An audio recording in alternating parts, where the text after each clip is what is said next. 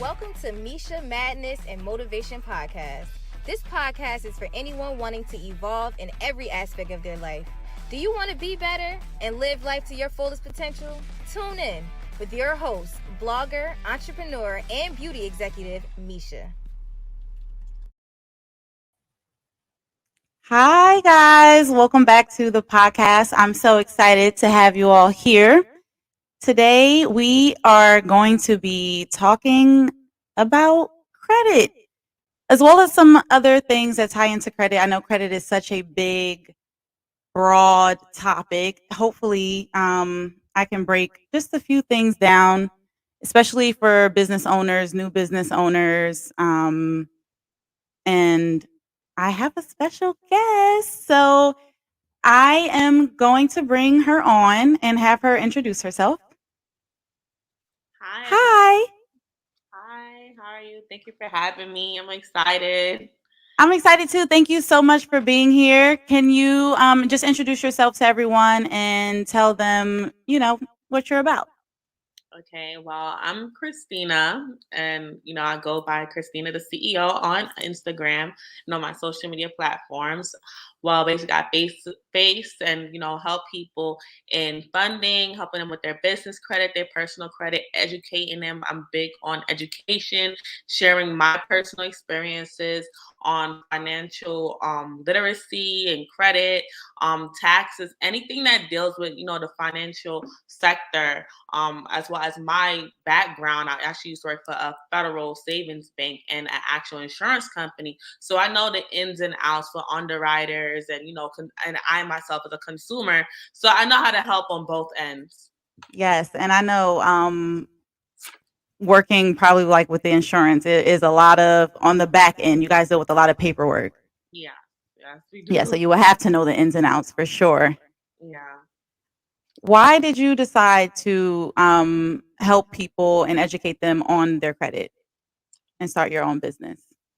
So actually, I have a background in, finance and investments. That's what I actually went to school for. And I actually started off with accounting. I was an accounting major in college. And, accounting goes as to if you have to do ABC, if you don't do ABC, and if you mess up along one of those steps, you have to it delays your whole process. And me going through that, I see that a lot of people didn't understand finances. It was a lot besides just plugging in numbers, but you have to understand where they come from and operational agreements. Like we had to take a course in that, corporate finance and personal finance. And I seen that a lot of people did not understand the two or know the why. Like I always focus as to why that number came about. How did that come about? Why are we plugging those numbers in for it to give us that, generate that? So knowing that and seeing that with the market, when I went to school, the market closed, the housing market crashed and stuff. And a lot of people didn't know how to bounce back really. So as me, as from growing up, I seen my parents took advantage, my dad took advantage of the markets and stuff like that. So I just wanted to help educate. I went to a good school and stuff, and a lot of people was not fortunate as me to go to a good school. So I take my knowledge and use social media as a way to get to connect to a lot of people and break it down. I don't use big words or anything because I feel like it's a barrier when you use big words and stuff to try to, Explain yeah, something. Yes, make you it simple. yeah, you see, yeah, yeah, I can see you're educated, but I still don't know what you're talking about. That's what it gets to. So with me, coming from where I grew up in New York, Flatbush. So it's it was used to be the hood. Now it's all gentrified, right? Yes. So yeah. So now it's all gentrified. It's different, yeah, we have the well educated people. We have the regular, the regular people that that grew was Well, born there, really, right? So now me going back there, I can explain to them like, this is like, with the banks, and they used to have good credit, and you need credit to do this. And, they're buying up all like our stores, that certain store. We had the Chinese store. We don't got that no more over there. Like, we have like, Wow. so it's like, if you were educated, and a lot of people's like, damn, I wish I had credit now. And with the pandemic happening, it's like everyone's seen how powerful credit is, and how it's essential for you to have businesses, multiple businesses. That is, once you know how to make it have a business, but not how to build it up to leverage it, is a whole different thing. And then taking your personal credit and leverage it in so much different fields, and understanding that, it's so much. I tell people, with the economy and the tax laws was really set up for the owner, and it's not for the employee. The employee pays while the owner gets a big cutback in tax breaks. So it's a difference. Like, you can live a regular life through your business, honestly. What do you mean by that? Meaning to say that, everything that you can do with your regular social security number, you can do the same thing with your EIN number and get a tax break. That's what you can buy a car, you can get apartments, you can buy houses, you can literally buy your uniform and your clothes through your business, really, right? And you're an employee of the business, or if you have a nonprofit, you can basically, employee leisures. Like, that's how you can get it. And at the end of the year, you can get every single thing written off, right? Right. Nice. Ooh, we're getting right into things. Okay, so I'm really excited. So from obtaining a business, let's say someone already, they have their business. How do they start to build their business up? And when we're talking about like business credit, how do they establish business credit? Okay, so, well, the first thing you need to do when you're going ahead and like form your business and everything, you need to go ahead and make sure it's in the Secretary of State, wherever state you're in. That's what I see. A lot of people would say, yeah, I have an EIN number. I'm like, okay, cool. You have an EIN number. So is it in the Secretary of State? Do you have articles of organization for it? Like, yeah, everyone could say they're a business owner, but when you start getting down to the actual what is paper, that's what Mhm. the underwriters and these lenders go to. You don't have a business. They don't care. You have a hustle. That's what you have to understand the difference, right? Yes. And then learning to build that. Then you turn that hustle into actual something that's stable, that can actually employ other people, that that you can actually use to leverage, right? On paperwork. That's when you have a business, right? So now building the business credit is, now you're taking, this is what I have on paper. This is what I'm saying. I hope on projecting my actual revenue or my employees to be in within that year. And you're using it and casting it to get, now, okay, this is what, like, almost like it's like a mini like business plan. You project what you want to make, project your employees. That's what you're doing. This is what I project to do, what I want to do. Can I please have some funds?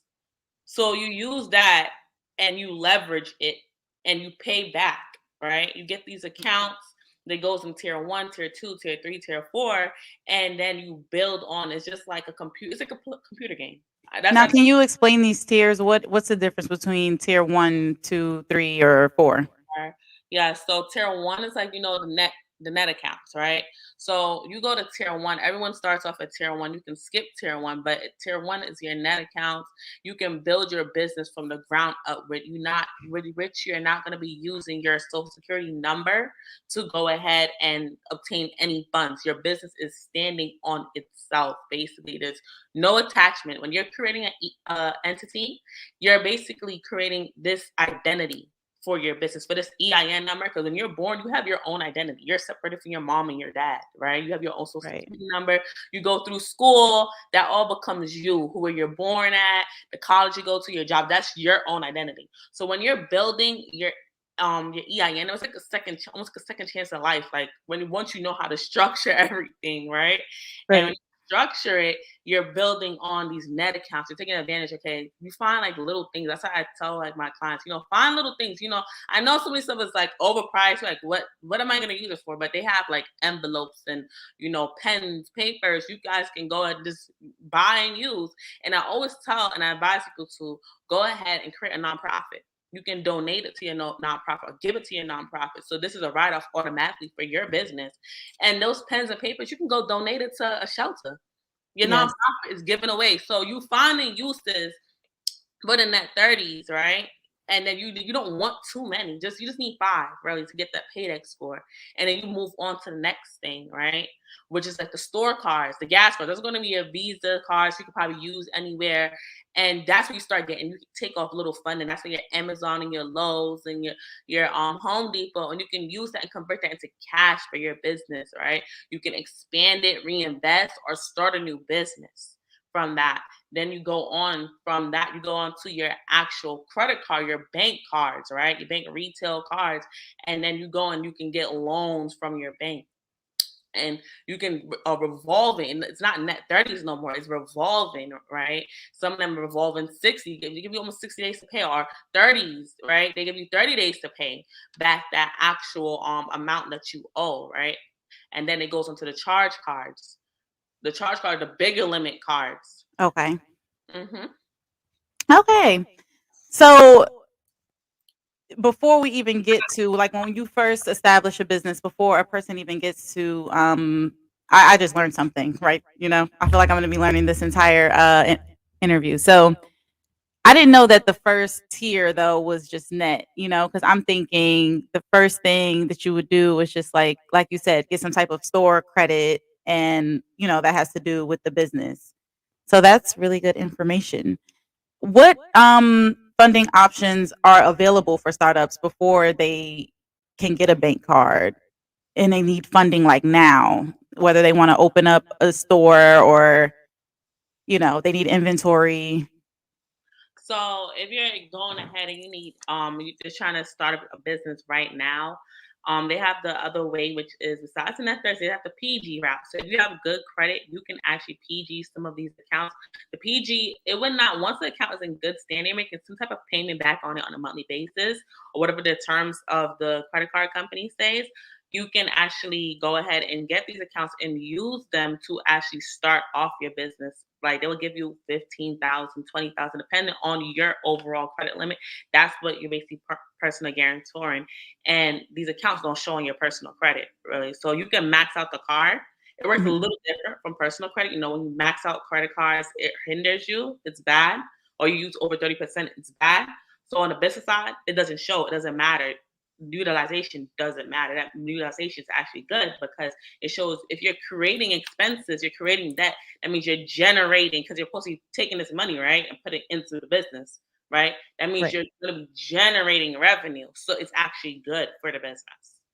So people can get funding without using their personal, social security, Mhm. and like without any business credit, people can still get funding for their business, not using their personal information. So that will be your accounts receivables. To actually put a name on it, you can use your actually accounts. So people that mom, dad, back in the days, they have a business, whatever, and they just would put money into an account, utilizing it back and forth.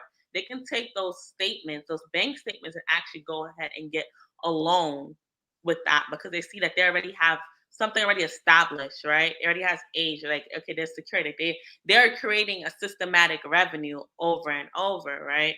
So you can do that way, as well as you can sell your accounts receivables, like those subscriptions you have, like monthly subscription. Okay, a membership, like 5 people already signed up. Members, they're paying you $50 a month, right?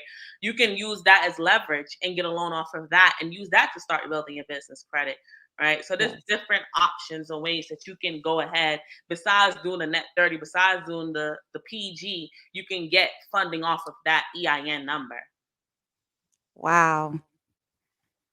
I'm loving this. Okay, so I did not know that. I feel like we've covered so much in such a little time. Can you explain the different ways that people can liquidate their credit once they start to build it? Liquidate their credit on the personal or the business side. Either or. So for which everyone is having, like, the business, and I'm gonna explain both for you. Okay. The business, right? Liquidating, they have like there's different options. You can use your POS system. They have POS system liquidation. You can go ahead and send invoices, right? After you obtain the funding and transfer it if it's you have the gift cards or something that one that's one thing you can purchase. That's merchandise you can purchase from off of the account like Amazon, Lowe's, or Home Depot, Sam's Club or so. You can actually liquidate that and turn that into actual, from gift card to cash, right? And pay it back. Right. So when you pay it back, the computer is seeing that you're paying this back in a short time, right? What you're gonna think in the next statement, they're gonna up your limit. And you can do the same systematic thing. So you keep leveraging it, right? And it will just keep upping your limit. Or you can go ahead and start a whole new other business. It's whichever path you want to do, right? And you're just creating different streams of income, different bank statements. You can all this different type of fund. You could go to bank statement after you've done liquidated that and you start a new business. You can go do the same thing over and over again, right? Through a Right. POS system, you just liquidating the cash and you're building up the same. It's once you have the formula, you can build as many businesses as you want fast, literally, right? And then after that, they have which other ones they have? They have, you know, from the POS system, the gift cards, they have the other one with the bank statements that you actually send in if you have a business, whatever, and you liquidate, you just transfer the money over into your accounts, right? So one thing they have is something called bank credit, right? So as a consumer, as a business owner, you have three different type of credits, right? Credit score is business credit, your regular consumer credit score, as well as your bank credit, right? Your bank credit actually goes ahead and was as a relationship, and you can have as many bank accounts you have, which each financial institution you have a bank score which is privately held with each bank, so they don't share this score. No Wow. one shares it. No one really talks about it really, right? But so this is a way how to leverage this and get liquidating, and but you can use this to buy properties and stuff like that with your EIN. So you go ahead and you have your bank statements, or you have this relationship with this bank, right? Say one that I love and I know they're gonna give you money is like Navy Federal, right? So you Okay. have $10,000, right, in there. Whatever the money that you have, you put it in there. 10,000. I'll say 10,000. That's the ideal number that I know you're gonna get funding off of. You need it's considered a chart. It's a scoring chart each bank have. It goes through L4 to L6. You want to maintain that you're in the L5. L5 is equal to $10,000. So when you have $10,000 on a daily average balance, you need to maintain this number of $10,000 for 3 months. So when you maintain it for 3 months, you can use that and put and get an actual bigger loan from that financial institution. Now, if you're doing this with Navy Federal, you can do this with another bank that you have an account, a business account with, which is Bank of America, which funds business accounts. Discover, which funds business accounts. Chase, PNC, SunTrust. These are good businesses because you want the brick and mortar. Brick and mortar banks are the best banks you need to go to and opening or starting your business bank account.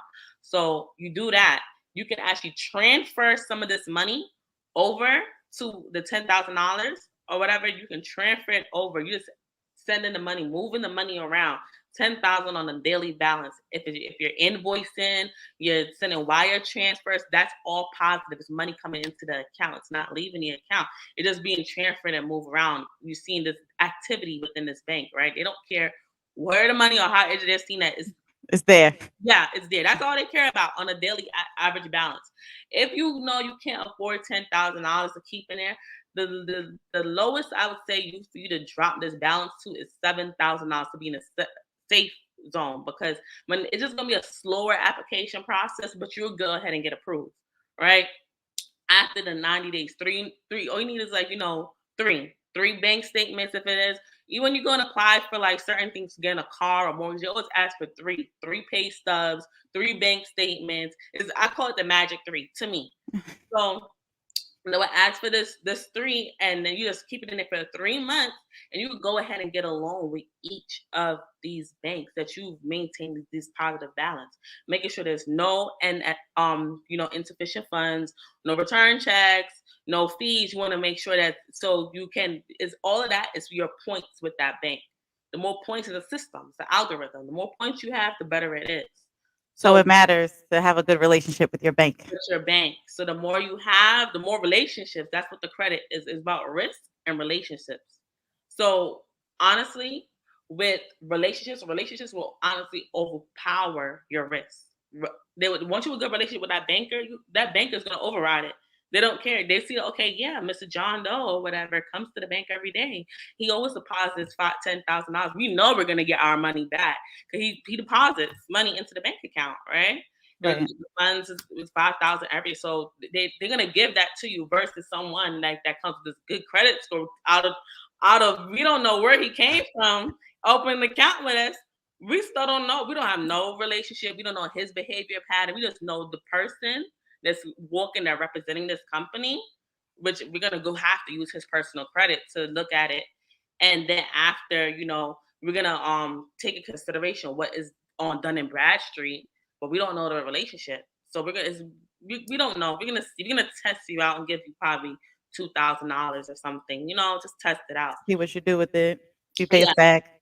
yeah. We're gonna process him with the banks. This is how the lenders. We're gonna process him on the application scoring. Right. When you have a relationship, they process you on a behavioral scoring. They just look at what your transactions are. They're more lenient, right? The underwriter, it's you're a consumer, and this is the underwriter. It's looking like, what do your business do to make money? Can you pay? And it's like, will you pay when it's time due? That's the factors how they look at it.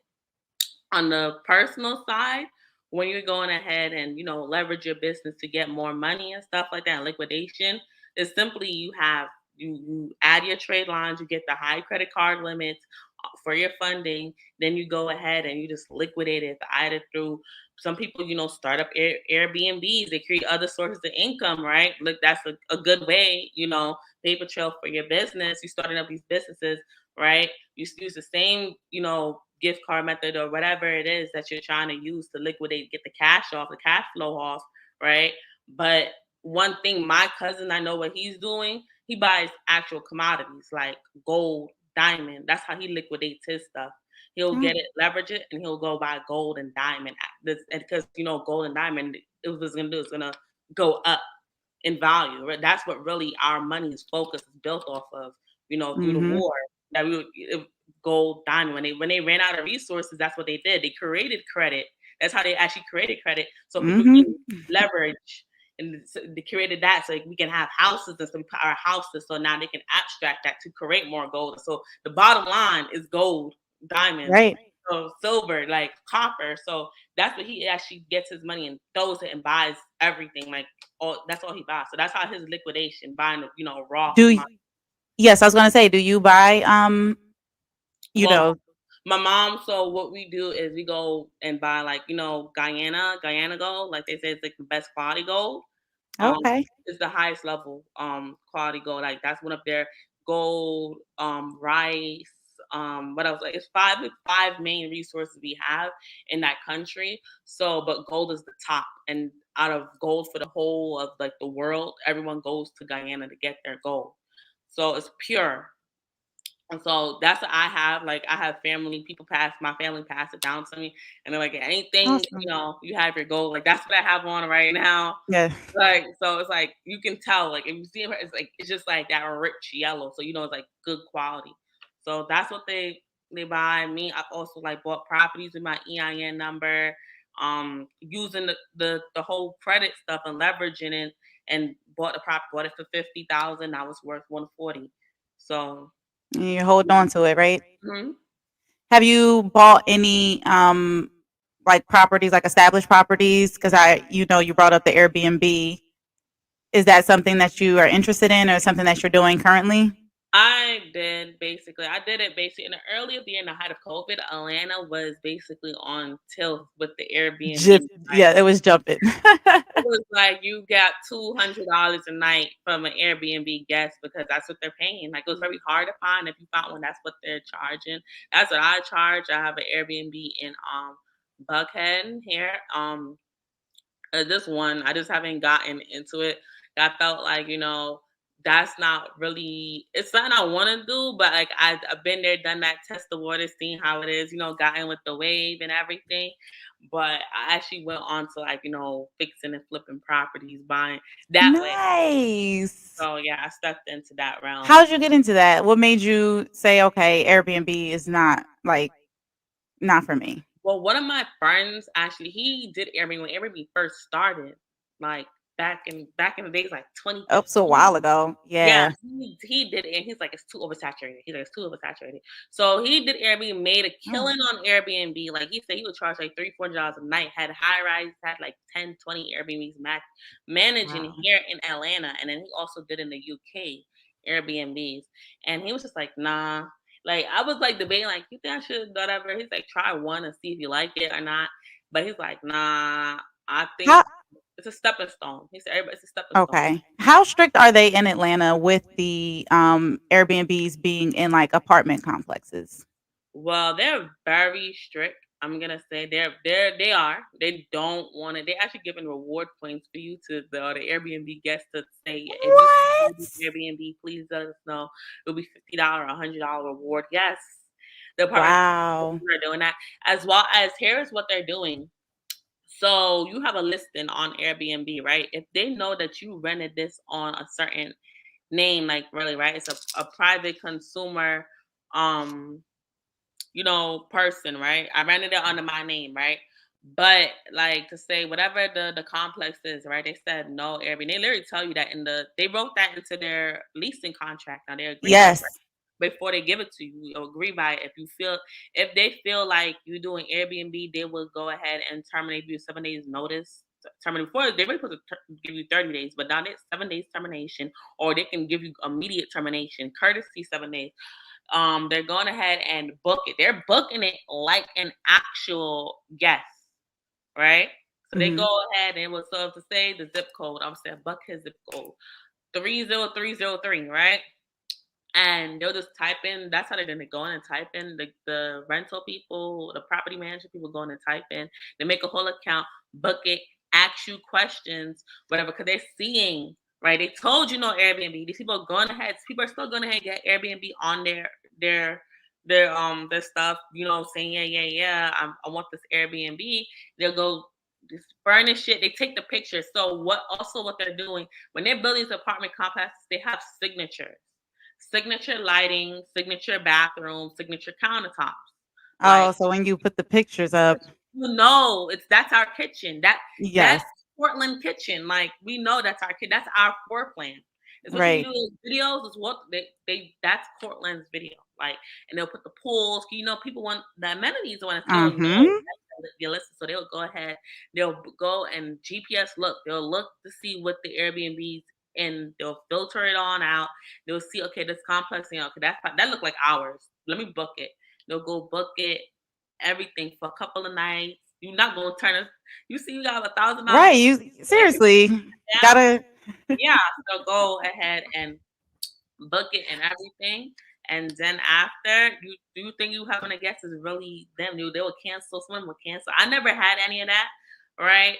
But they'll go ahead and cancel it on you or whatever it is, and then send you a termination lease. But because of COVID, a lot of people wasn't paying their rent. A lot of people, like regular people, right? They was getting right. apartments. A lot of people couldn't afford their rent actually, right? Just getting evicted, getting kicked out. There was laws, but they couldn't kick anybody out because of COVID. So the people who was really still paying their rent was the Airbnb people. So they didn't care. Like you could do Airbnb, Right, as long as we are getting paid. yeah. So they didn't care. But now because COVID is lifted, now they're going ahead. And honestly, what they're doing right now, I know people, promoting corporate leases. Yeah, corporate lease, corporate lease. Yeah, get your corporate lease. That's how you do the Airbnb stuff, right? But the complexes, they're cutting down on that because with a corporation, there's certain legal matters. So you see, like in Georgia, they have 30 days to evict you or whatever. Corporate lease, they have up to a year. Somebody, because you're using this for business, they can't kick you out. Right. You have up to a year. So now a regular resident, I have 30 days. If they didn't pay me rent, to now take them to court. This now start court proceedings in another 30 days. After that, from court, they then have to let them pack up. Then from about 6, that's almost about 3-4 months, rent free. But now with a corporation lease, it's different. It's longer. Even though they get to charge you a more higher rate, you can default on not paying the rent. And that's a lot of people's Right. doing. They won't pay their rent. So, but the time that they can take you to court will be almost a year. They can start before they actually start taking you to court. So, and then by the time, and then now because the courts are so backed up, it's like almost 2 years before they can actually get you. Us 2 years of a whole apartment that we supposed to rent out to somebody to For actually real. rent, whatever. And it's so Atlanta's getting overcrowded, oversaturated. Everybody's coming here. We're like open. We never close. So they're cracking down. Like they're really cracking down. Like the front desk people was in on it. There were people's getting tips, big tips, Oh, everything. wow. Yeah, they're making everyone was making money with the Airbnb. So now the apartment complex is realizing that and they're cracking down on all these strategies that people are doing. They're using so much tactics, like making listings on there. Yeah, like doing basically secret shopping, you Yeah, know. as well as they have a lot of inspections. So I never knew of this stuff, like in New York. Like the complex will have an Yeah, like inspection. fire inspection, extinguish inspection, water extinguisher inspection, alarm inspection. Like I never seen like basically when I first moved to Georgia, it was like once a month. When COVID, once almost every other week, they was doing an inspection. They just wanted to see what was going Yeah, on. and because they have access and see, they have a copy of the key to access your apartment, even if you're not home or home. So like I wouldn't feel comfortable with that. yeah, I never heard of this stuff, but being that I can Atlanta, I'm getting new to it and used to it. Right. In New York, that's not happening. Exactly. I'm in Jersey, so it's like, Yeah. yeah. And that's my friend even said she's like my friend moved back to Jersey. Like I was like, I never heard of that. In New York, as soon as you get your apartment, you turn in and you get your keys, you changing locks. I don't want nobody else Yep. having keys to my house besides me. And if anyone's coming over, they're letting me know Yeah. that they're coming over. And Yes. safety reasons, sometimes the maintenance people, like that's what happened in one of these apartment complexes. The management came inside somebody's apartment and it was a safety hazard. She got scared, like she didn't even know like that he was even authorized to come, but he had the key. Right. Because what if you honestly like someone may think like you're trying to rob them and kill you? That's what happens. People have now it's so bad because one of my friends, they have cameras set up in their apartment because the leasing office have priority. They're gonna say somebody take something. I don't know what happened. I don't know what's going on. So just to like protect himself and everything, he just set up cameras inside of his home, right? So he can see where you're going, how you're going. Like if anything, he has like a safe in there in case they come in, whatever. But no one wants to live like that, but that's how they have so much inspections out here. And I was like, this is right. I even said it. I was like, this is right. You guys can come inside somebody, but you know what? It does. That's when I was about to say they signed to live there. That's it's an agreement. You're not owning. Right. So with you flipping the houses and everything, are you keeping any for yourself? Like, what's your ultimate goal? Just to like flip and sell? No, I actually want to have a couple for rental income. So yes, the one that I have right now that I'm currently working on is for rental income. But so use the BRRRR method. You buy, rehab, refinance, and you rent out. That's the BRRRR. So that's you buy for the low, you rehab, add increase the value, right? Finance, extract the costs of the whole actual property, and then you rent out to pay back the mortgage. Right. So, what is your bigger goal in life once you've established you have your rental properties? Like, what is your something that's just been a dream and that you would like to do? Yes, once you've amassed all your coin. Right now, my goal is buying a yacht. Yes. How big do you want it to be?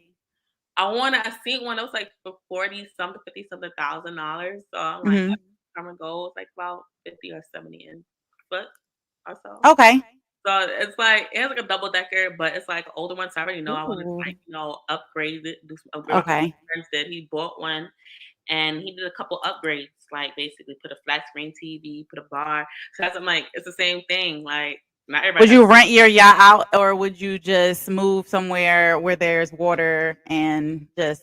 I'll rent it out. Everything. Okay, I would also want to have a mansion, a big house. My house that I actually want to live in, right? Is I want it to be built from scratch myself, like, new construction. Right. But yeah, but now I'm on. If it's all my assets has to make money. I don't want it. If it don't, Yes. if I don't, it's not making me money. I don't want it no more. Like I And have, you can only live in one place at one time. yeah, I have 4 cars. I only drive one out of all of the 4 all the time, and now the other ones I pay all the notes. I'm like, Mhm. you know what? I'm gonna go ahead. I'm gonna try to do this Toro. And Yes. yeah, I don't want my friends like, oh, you should get another. I was like, I don't want. I said I could refinance one of my car and get a truck, put it under my trucking company, but I don't want no more cars. I don't care. Mm. Cars depreciate. They have no value. So it's like And you I can only drive the one. yeah, I only drive my one. The first one was my Mercedes, but not to drive. Now it's like my Range Rover. I drive all the time. I don't want nothing else. I don't. I'm good. 2, 3 years, I still have my Range Rover. Range Rovers don't go out of style. They sure don't. So that's how I'm like. I don't want no more cars. Like if it's a boat, everyone. That's how I'll do upgrades. You could upgrade it like a house. Put more Right. beds, more rooms, just like a house. So that's I said I was about a boat, but nothing else. Mm-mm. Awesome. That's so sweet. Do you have any siblings? I am the only child between my mother and my father. The youngest from my mom. No, the youngest from my dad. The oldest from my mom. Okay, wait. You said you're the only child? Between my mom, my dad. Okay. I'm the youngest from my dad and his only girl. And my mom, I'm the oldest for her. Like, Okay. How yeah, how many siblings do you have? I was like, I would say three, three. Oh, okay.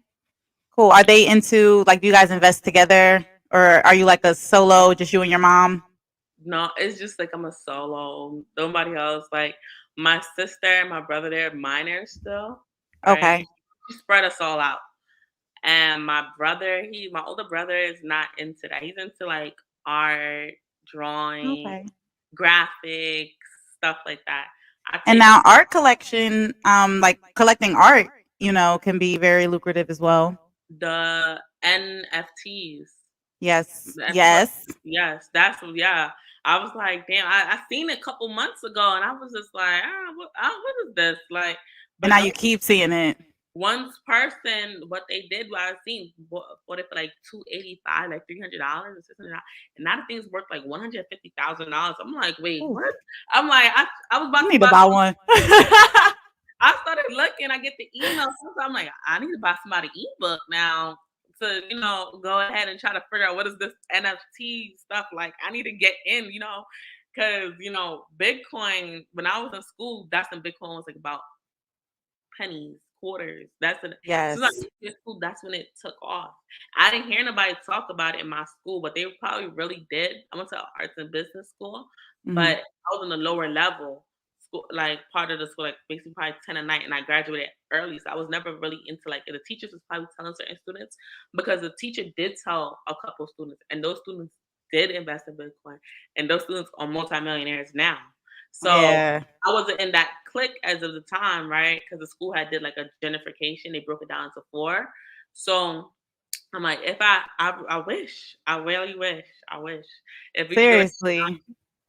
if we could go back in time, it would be different. What do you think of I don't know if you like not necessarily follow Soldier Boy, but if you see well, you're in Atlanta now, so you might be like, up to what he's up to, but I believe he's coming out with his own type of cryptocurrency. Oh, I don't follow. He probably is, but he is a money person. Like he does find different ways how to capitalize and generate new sources. Seriously. Would you get behind his cryptocurrency You know what? I would say yes. just to see, right? Just to see about it, yes. He does have, a good, strong following base. He does know how to like, bring media Make attention money. to himself Mhm. and make money to turn it. He knows how to turn his followers into money, basically. Into Convert. buyers, yes. Yes, he For is. sure. He's very good on that. So social media is so big and impactful. So people are gonna follow. Like they're gonna follow. People are gonna buy into it. I didn't even know Kodak Black had a clothing line, and people Oh, are buying. me either. Yeah, he does. It's big in Miami. My I friends. was gonna say, I'm sure it's big down in Florida. Yeah, Yes. people are, that is like the chroma hearts, like true religion. Wow. Like, so people spend their last dollar on my friend. I forgot what she was telling. She said her son, that's what he wants. Like she was like, don't, no. She was like, no, bipolar or something. She was You're like, like, no, I they don't go want that. crazy. They go crazy for his photo line. So So he, speaking, I'm sorry to cut you off. go ahead. Oh, speaking of sons, I hope your son is feeling better or will be feeling better. The last question I wanted to ask you, I'm not sure if you are. I mean, you might be. How do people build their child's credit though? Like, how can someone do that while their child is still a minor if they want to, make those steps for their kid? Well, that's a very good question, right? I wish my mom, my dad had done this to me when I was, young. We Um, need more of it. yeah. So if this what you do, you can go ahead and add your children as an authorized user to certain credit cards, as well as they have certificate of deposits. This right here is like basically you're gonna be creating a savings for them as well as building their credit, right? By the time they're, of age, really. So you get a certified deposit of whatever. You can get it if it's with a credit union. Credit unions are the best because they can start building, relationships with them. They're more reliant to giving, money. They give money like water. So credit unions or whatever, mainstream banks. So you go to credit unions to go ahead and open a certificate of deposit. Where if it's $500, basically you become the self, right? That's what self Yes. does. So you become the self. You open these accounts. If it's four security certificate deposits, $500 each or $1,000, right? You put it in there. You set it to mature or whatever at a year time or 3 months. Everyone have different ones, different interest rates. You pay. You sit there and you let it sit. You can go and pull out a secured loan, right, for their child and just pay it back every month until it decides to mature, right? You basically get your money back. So that is gonna it's gonna, but if they're a baby, whatever, this account can be paid off, whatever, by a certain time before they turn 18. But if you keep doing that, it's building up the accounts under their name, under their social, right? So by the time they come of age, they probably have 50 accounts already reporting on their credit, right? Just by Yes. them alone, right? And you do that with multiple banks, but and as well as by the time they can go ahead and get an actual unsecured loan, probably about 60, 70,000 higher than that, because they have this relationship with this bank from when they was a baby, right? Right. Then on top of that, certain cards, they say certain ages. Like I know Discover, I'm adding people for as authorized users. I can see it tells you like if the person is at 16 years, Discover lets you add whoever is 16 years of age onto a credit card. So you can add your children on to certain credit cards. Every bank is different. They have certain age restrictions, like 15 years the person has to be, 17 years they have to be 18, but you add them onto your good positive accounts as an authorized user and let that sit on there so the bank is seeing that they're an authorized user for all these years. So when they turn 18, they will automatically get approved for certain credit cards, right? Because they already Yes. have that age on a credit report, basically attached to their social. It's an age game. Everybody sat there. So if the car already has like 3 years, by the time they turn 18, is gonna be another almost 20 something years, really, right? So Right. they already have that age back and makes sense. I mean, people, some people be having these 50-year trade lines on their credit report and they only for 20, 22, 23. So they don't, and then Yes. the bank look at the last name don't match. So it's like, you already know this, you bought this trade line. But as a parent has most likely the same last name. They already see the address is consistent, everything. You already have a positive relationship. That's how I even tell people, make sure when you're doing your credit repair, if you go to somebody or if you're going ahead and, doing it yourself, always do a profile update, right? Before you start any repair, right? Because if you on your credit report, if you have so many different addresses reporting, it shows instability. Would you lend to somebody or give somebody let them borrow about $1,000? You can't find their address. Would you?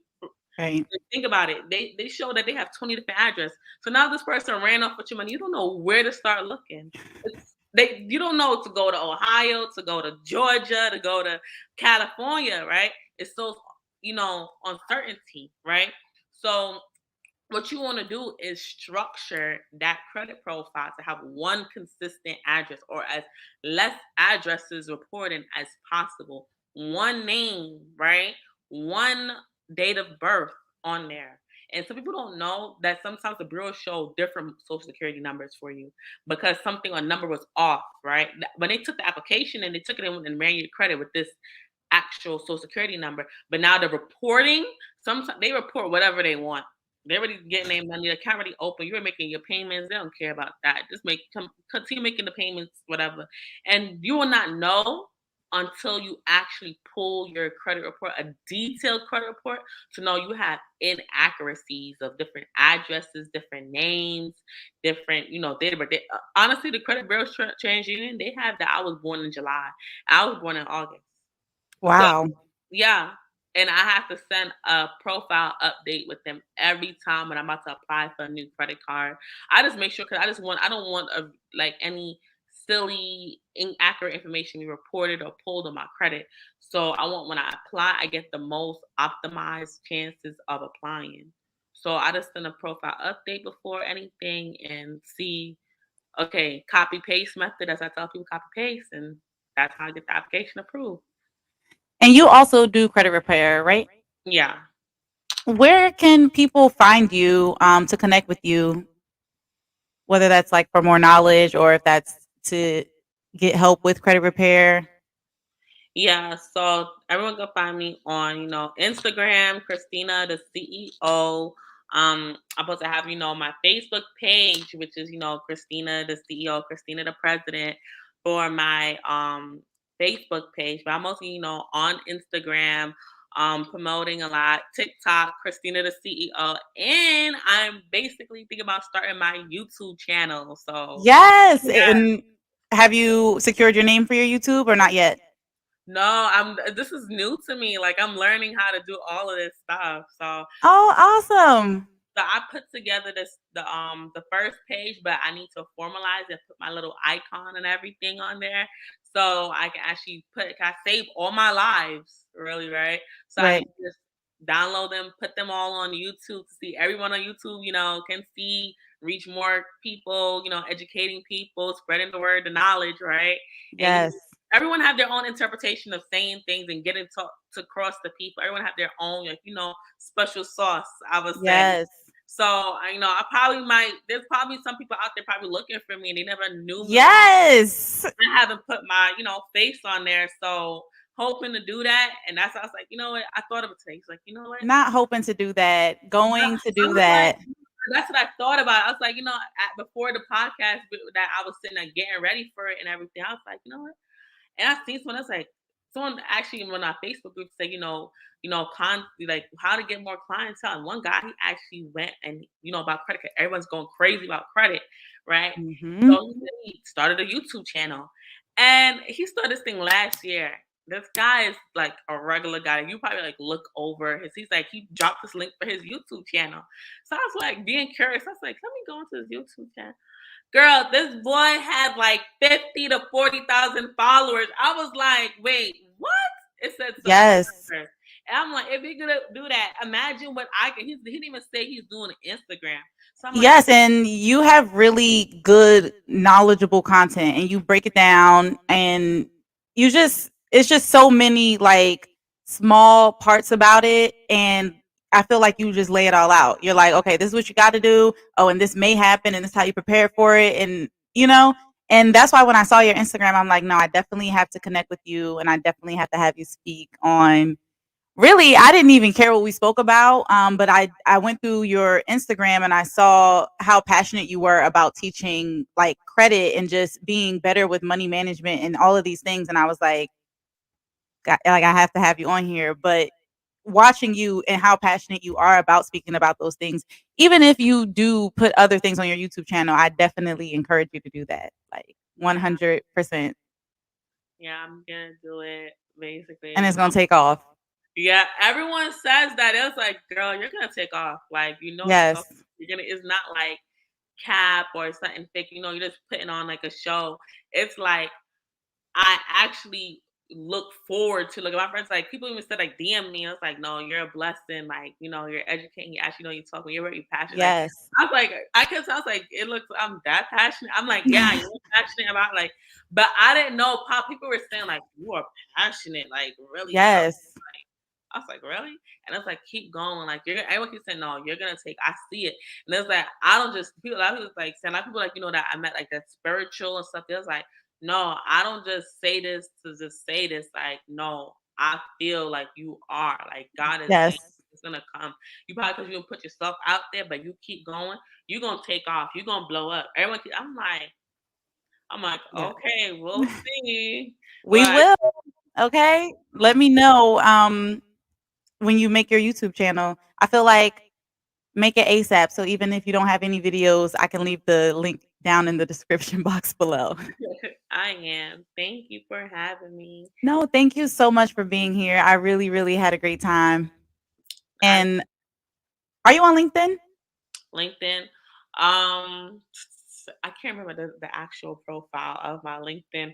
I know Okay. it's Christina Petchina or Christine Babb. That's my name on LinkedIn. Okay. Yeah, I just got on LinkedIn. I'm trying to like build it up. I don't even have a photo or anything. So you need. I have my photo on there. This is like when I was in corporate world. So I have okay. my photo on there. I have my resume on there. My certificates on there. My mentors from Wells Fargo, JP Morgan, like they're like that do stocks. Like they're with the big boys, right? So they came Yes. to my school. Like my school had a good business program, so that's how I got to network with them. Um, Merrill Lynch, which is one of the biggest mortgage holders for Bank of America. So Mhm. that's my mentors on the finance. I want to hop back into the corporate world, but like to that, like to go work for them, then Okay. but no, I use it to advantage to know what the underwriter. That's how I started coming with this underwriter talk and stuff Yes. like that, and the risk analysis and stuff. That's how I knew how to assist risk very well, right? And Yes. translating that, okay, this is the risk, but the risk only happens because you put this number on this application. They don't know who you are. They know you from a hole in the wall. You are creating yourself on this application, right? You just pen and paper, black and white. So you need to make yourself appear this way to decrease the risk to get the funds. So that's how I started learning all this stuff and, you know, basically, started just expanding my knowledge. Like one of my mentors, and now he opened a venture capital and he invests into tech companies. So a couple of you guys actually invest into this tech company. Petal, yeah, they give like credit cards, security cards, and stuff like that. Like 500, I'm 10,000 not sure. How is it spelled? PEAL. PE. I feel yeah, okay. I feel like they've Yeah, been sending me that's mail. yeah, that's his company, and it's something called Air Vacay B&B or something like that. Okay, out here with 2. No, he has over thousands. I was Oh, like, wow.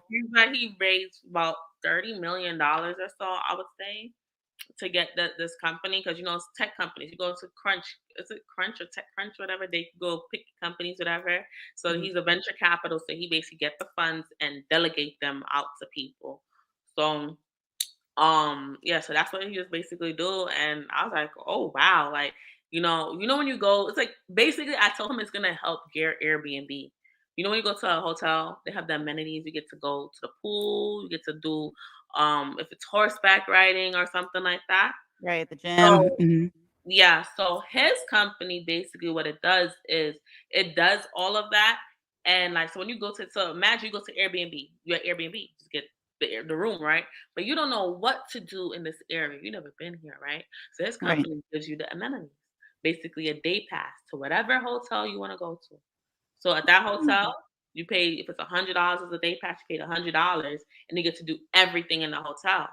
Right? It gives you all these hotels that are in the area and there's day passes. You could buy 3-day passes for the day or whatever. But you're getting to choose different passes and you go to different hotels. You could do the You pictures. do different things. Yeah. I was like, yeah, you think somebody lived there? He said, yeah, the day passes are cheap. Most of people said, That's nice. I feel That's genius. yeah, so I feel like that's gonna be like the next Airbnb because it's gonna coincide. Everybody's using Airbnb, so everybody's Yes. using this thing that he created. He's like, yeah, the company's doing very well. I was like, I was like, It's a okay. great idea. Yeah. Wow. Well, thank you so much again. It was so nice having you on the podcast. And thank you to everyone who is watching the live or is going to be catching the replay. You are welcome back whenever. Whenever.